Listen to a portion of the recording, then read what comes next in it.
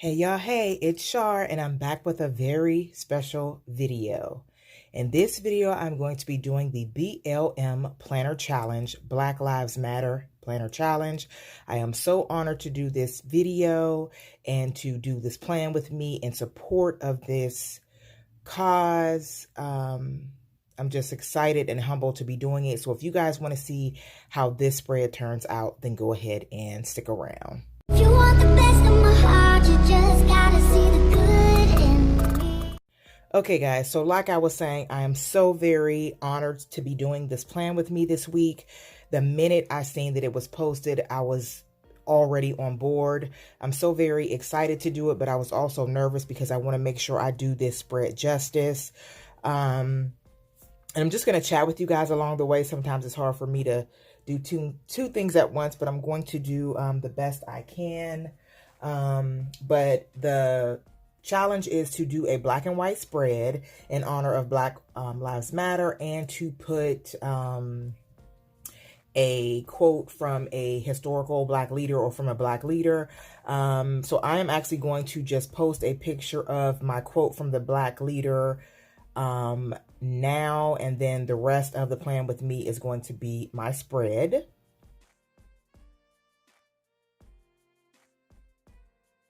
Okay, guys, I am back. I first want to give a thank you to Katie_Did_Plans, as well as Queen Fancy Plans for coming up with this planner challenge. I am so very honored, humbled, and I feel obligated to do this plan with me. It is very important.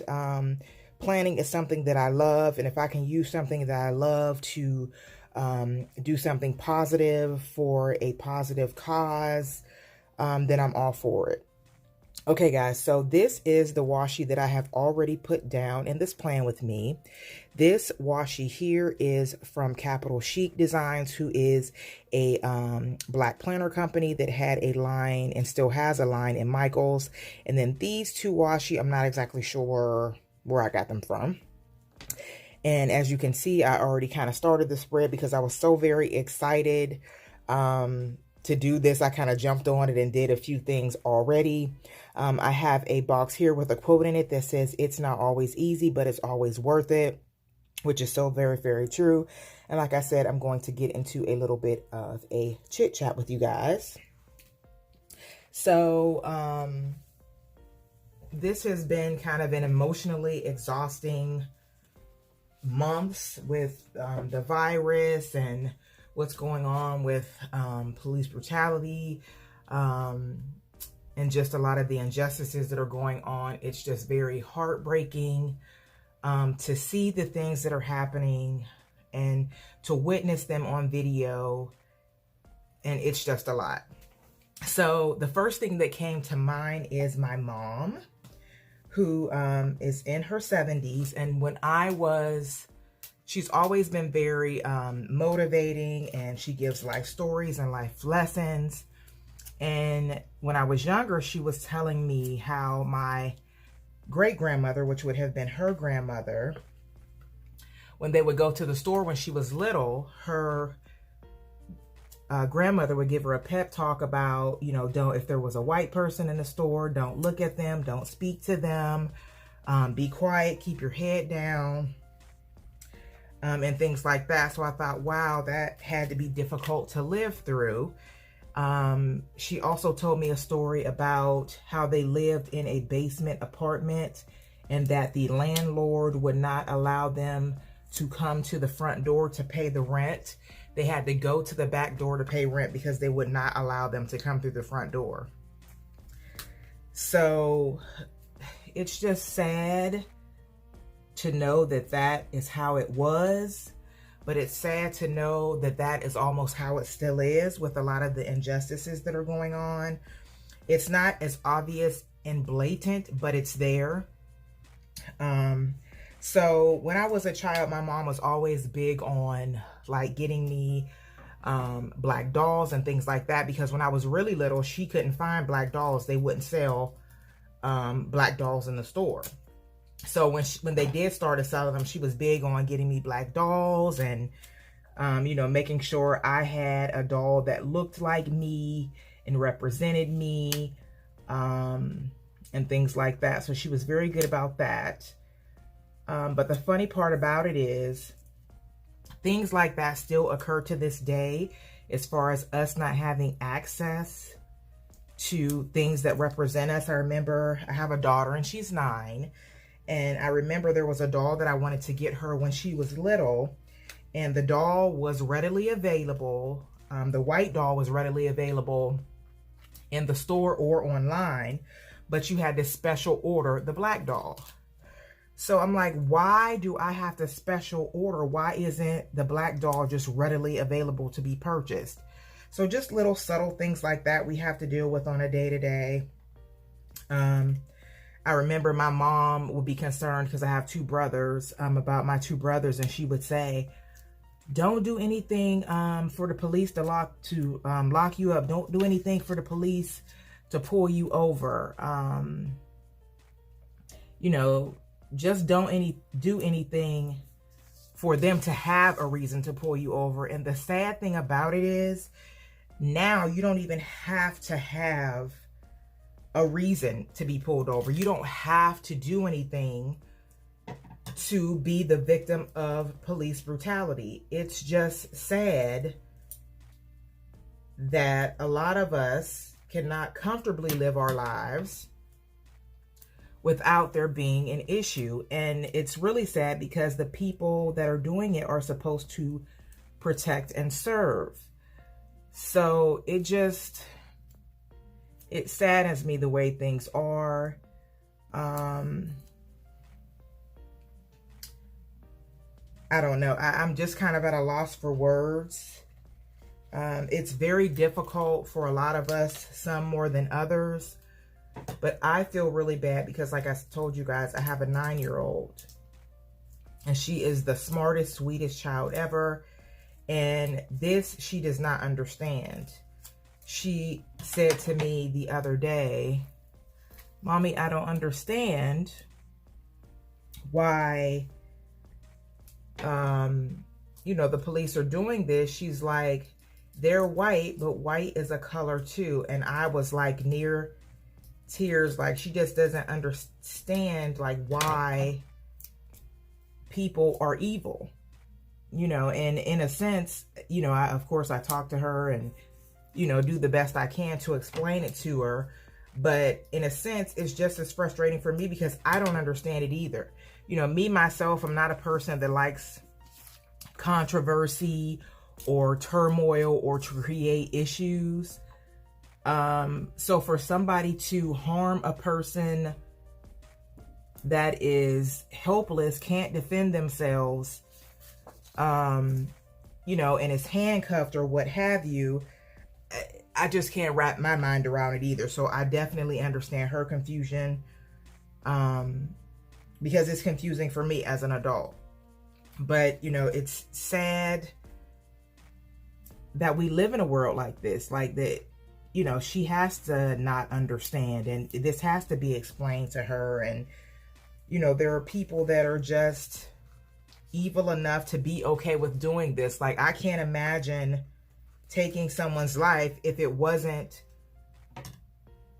because I was defending mine. Like, if it's, you know, defending yourself or somebody's trying to harm you, I can understand. But somebody that's helpless, I don't understand that.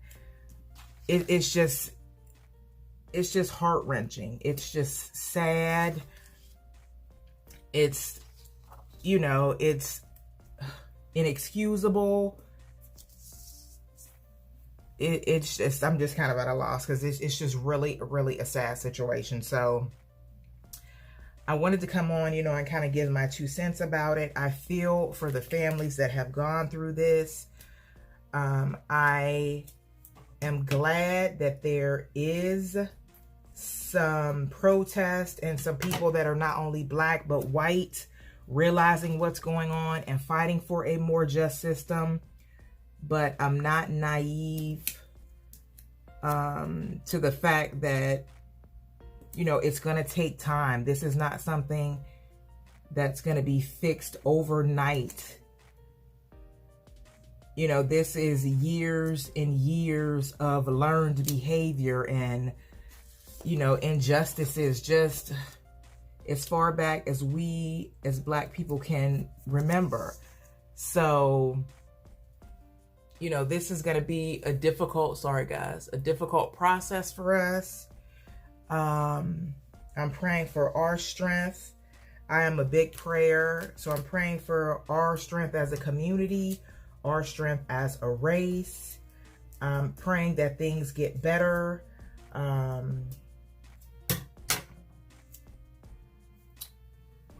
don't know. I just pray that better days are to come.